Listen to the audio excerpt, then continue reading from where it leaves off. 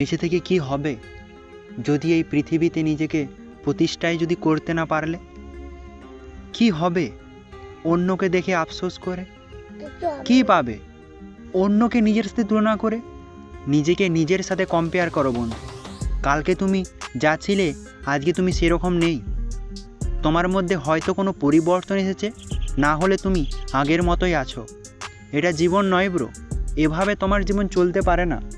প্রতিটা মানুষকেই নিজের সাফল্যের দোরগোড়ায় পৌঁছাতেই হয়।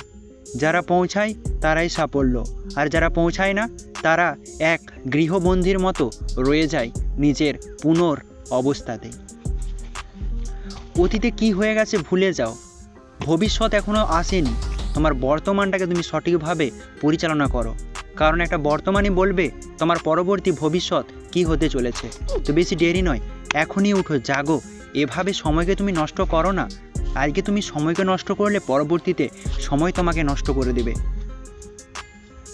একজন সফল মানুষ জানে যে সময়কে কিভাবে ব্যয় করতে হয়, কিন্তু একজন লো মানুষ অর্থাৎ অ্যাভারেজ টাইপের মানুষ নিজেদেরকে সাফল্যের শিখরে পৌঁছানোর অনেক দেরিতে পৌঁছায়। যদিও তারা কিছু না করে তারা সফল হয়ে যায়, কিন্তু সেটা সফলের মধ্যে থাকে না, তারপরেও তাদের মধ্যে ডিপ্রেশন কাজ করে। তুমি এরকম জীবন চাও নাকি আরও সামনের দিকে এগিয়ে যেতে চাও? অবশ্যই কমেন্টে জানাবে। ভিডিও ভালো লাগলে ভিডিওটাকে লাইক করতে ভুলবে না। Thanks for watching.